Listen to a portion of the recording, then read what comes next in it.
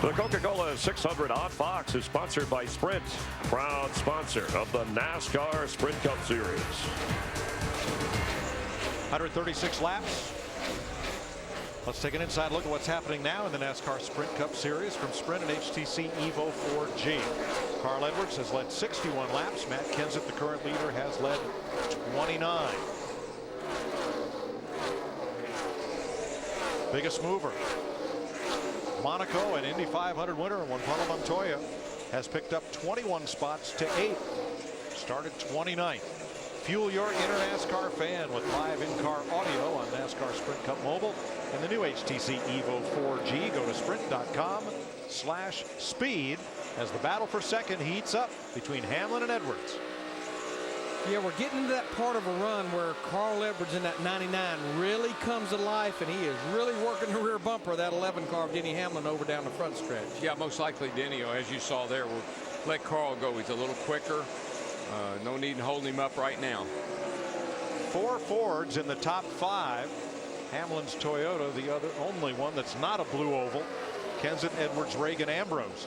And you saw Carl just give a little courtesy wave to Hamlin as Hamlin let him go by. Still a lot of sunlight on what began as a near 90-degree day. You see up in turn number 3, there's a lot of sun all the way turn 3 down the backstretch and into turn 2. Sunset about 8:30 p.m. tonight. The third place car may have an issue, Dick. Denny Hamlin just hit his radio and told the crew that he's got engine problems. He said it's dying.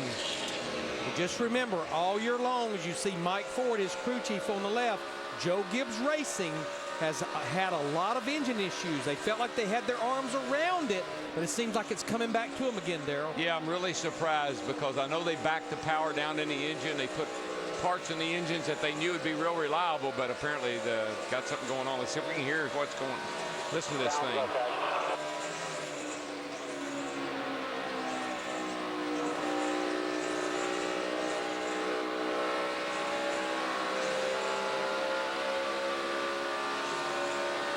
How are your gauges?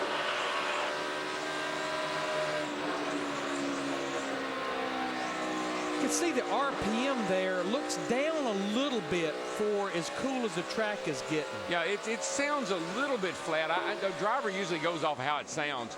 Sound has changed. The pitch of the engine has changed. May not be an engine issue, maybe a header or maybe even tailpipe issue. Hamlin was a quarter second slower than race leader Matt Kenseth the last lap by. And it's kind of funny. Carl Edwards goes by and all of a sudden I got an engine problem. So, you know, psychologically sometimes things start to happen in the car too. Well, the feeling in the garage area is that Ford's research and development on the new FR9 racing engine headed up by Doug Yates in the Roush Yates engine group has really come to fruition. Although NASCAR Series Director John Darby told us that after Dover they took one engine from all 4 makes to the dyno, and they all measured maximum horsepower within 1%. There was only a 6 horsepower difference, strongest to weakest. I just think it's such a combination of things, Mike, as we're riding with Kyle Busch here in the 18 car sitting back in the 9th position. Yeah, their engines are making good horsepower, their cars are working good, but I think those 4 Roush Fenway drivers are hungry right now, Matt. The double O of Rudiman is in now. They were talking about pulling a spring rubber. The car extremely tight. At one end of the racetrack, slow stop. He's finally away. And then it was very free on exit. They're looking over the wheels right now to see if they might have had a loose wheel as well. Jamie McMurray locks up the tires coming onto pit road. He is in along with Kevin Harvick. This is some of the same drivers that pitted at the beginning of that last green flag set of pit stops. Krista? Jamie McMurray has just been chipping away at it with slight air pressure adjustment changes every single run. They are definitely running much better right now, and so is Kevin Harvick. In fact, 100 laps ago, they said he was terrible. Now he says we're a lot closer, just a little bit tight. Casey Mears is done, and pit road becomes a busy place. Brad Keselowski, Allmendinger's in. Here is Menard, Earnhardt, Mark Martin, Boyer, Smith, and Truex. Dick? Allmendinger in for a pit stop. The car is better than it had been. They still got to do some work on that automobile if Dinger is to win his first here in the Coca Cola 600. Pit crew has been good despite missing 2 guys. Here comes Carl Edwards. Steve. Mike, Carl Edwards saying, I can't get it down to the bottom. It's tight on the gas and it's compressed on the nose. They're going to make an air pressure adjustment. Matt. Jimmy Johnson wanting the same adjustment that he had last time, a slight track bar adjustment as well as a wedge adjustment. He's away, his car on the tight side. Meanwhile, the 17 of Kenseth just keeping up with the racetrack. Air pressure change for the former winner of this event, Krista. Jeff Gordon right now just saying he's so tight, he's pretty much stuck back in 19th, 20th place. He's just hoping the car gets better when the sun goes down. Dick? Well, Kurt Busch is pitting. He has done an amazing job. We're looking right now at the number 11 of Denny Hamlin, who has said that the engine is a little bit better, but it still isn't right. There's Kurt Busch, who has done an amazing job from the 26th position forward. Likes the car very well tonight. Everyone on the lead lap except Ricky Stenhouse and Bobby Labonte have now made pit stops under this green flag sequence. There's Ryan Newman away, along with Casey Kane just in front of him. And here comes Stenhouse in the Wood Brothers Ford. Yeah, I think so many of these drivers saw how much ground they lost in that first set of green flag stops by staying out. All of those cycled within about 4 laps of each other. Bobby Labonte also makes his stop, and we have now cycled through all the lead lap cars. When pit stops began, Matt Kenseth had a lead of 6.9 seconds over his teammate Carl Edwards, and the Killer Bees, his pit crew, have done it again. They picked up a full second on Edwards with the pit stop exchange. Yeah, he was on and off quicker than anybody. Really gapped everybody off the pit road. So mark the lead at 7.8 seconds as we go to break. 148 of 400 laps complete. The Coca Cola 600 on Fox is sponsored by Ford. Drive one. By Burger King, now offering $1 frozen drinks. And by Walmart. Save money, live better. Walmart. 230 of 600 miles complete in Charlotte. Aerial coverage by Goodyear. Everything we've learned making tires for the proving grounds of NASCAR inspires what they roll into yours. Goodyear, more driven. And nobody more driven right now than Matt Kenseth. He is out in front of the field in his number 17 Ford by 7 seconds over his teammate Carl Edwards. Track's picked up about a half a second since the race started. So again, the temps are going down, the speeds are coming up. There's the gap to second place. There's Carl Edwards. Excuse me, that is not. That is Travis Kvapil. Here is Carl. Kvapil a couple laps down.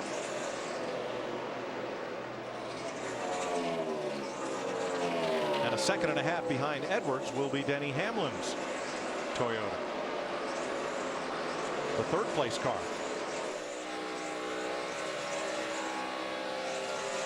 Now Marcus Ambrose, running fourth, Steve, just ran his fastest lap of the race at lap 151 5 laps ago. Mike, he really likes his race car. He says the car seems to like the lower groove on both ends. He described his car as very smooth. They made just slight air pressure adjustments to keep up with the racetrack on that stop. Quite honestly, Ambrose's team, I think, made a great call by going those right tires on the second caution. Got in that track position, and it kind of paid off. Ambrose and David Reagan here in the number 6 and 5th place. The leaders of the Win One Soon club in NASCAR. 2 of the 4 drivers in the top 25 in points who have yet to reach victory lane in a points-paying race. Brad Keselowski started this race from the pole, trying to give Roger Penske a better day than he had at Indianapolis, where his highest placed of 3 cars was 14th.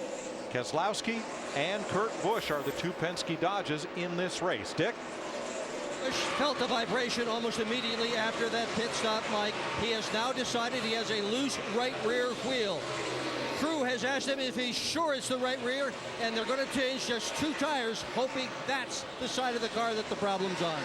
Boy, and I mean, this guy was having a great run, and I mean, all of a sudden it goes bad. Now he should lose 1 lap with this stop, given the speed limit on pit road and the work to be done. Here comes Matt Kenseth. He's at the line right now. Kurt just pulled into his pit box. They're going to the right sides. So Kurt will lose a lap, and right now we have 6 other cars that are a lap down. And this is such a shame for Kurt Busch, because this is absolutely the best run we have seen him have in weeks. And you know, they had some mistakes on this 22 team last week on pit road during the All-Star race. And here comes Matt again right here. He's going to be at the line right there. And Kurt is just getting up to speed down in the middle of turns 1 and 2. So he lost a lap and almost a second one. And there's the race leader, Kenseth, in the back straightaway. Well, when you got a car running like Matt Kenseth is, and you have any kind of issue where you go down in a hurry. The Roush team has concentrated on and dominated on 1.5 mile racetracks. The car Kenseth is driving is the car with which he won Texas and led 169 laps there. That's a track shape and in size very similar to this one. One of the things they talk about, you know, we talked about all the engines seem to make about the same power, but I still think one of the big issues for all the other teams is the ability of these Ford cars to run more tape on the grill. It gives their car a handling advantage because it can create more front down force. I think that's why these cars, the Fords, cut through the middle of the corner the way they do. They got more front down force on them. Problem confirmed on Kurt Busch. Left rear wheel was loose on Busch, and that's put him now almost 2 laps down. Kenseth leading by 6 seconds. Jeff Hammond. Yeah, Mike, I've been watching the Casey Kane as well as Mark Martin. They have both been picking up the pace, guys. You've talked about the cooling down of the racetrack. They're starting to finally find their speeds in these race cars. Both these guys have won the 600 in the past, and they're starting to come to them finally. And they're starting to pull back into this race a little bit of time, trying to stay on the lead lap. Yeah, Jeff, I know with Mark, he's running about the same line he's been running since the race started. But Casey Kane, he's been rib riding. But all of a sudden, he's got the bottom. He's found the bottom, and it's helped his lap times dramatically. Yeah, I heard a couple drivers say earlier in the week that the Coke 600 is like 2 races. The first half is survival. The second half is about working your way to the front. 250 of 600 miles completed. Matt Kenseth trying to hold on to his lead in Charlotte. The sun goes down.